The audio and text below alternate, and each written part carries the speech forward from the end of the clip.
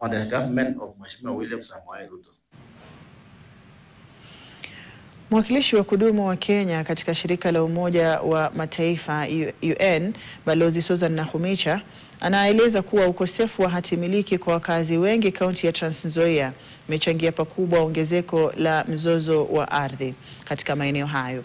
Vile vile kwenye mahojiano na wanahabari nyumbani kwake eneo bunge la Cherang'anyi, vile vile Nakhumicha amekariri kuwa changamoto za ukosefu wa hati miliki za ardhi kwa wakazi wa kaunti hiyo ya Trans Nzoia imekuwa kizingiti kwa maendeleo, na ipo haja ya kuhakikisha wakazi wanapokea vyeti hivyo muhimu ili kuwa huru kujiendeleza.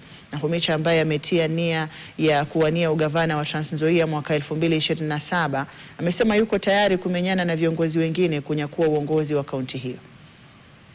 Mimi nataka ufanye campaign, peaceful campaign. Utoe zera zako, siende kwa zera ya mtu mwingine.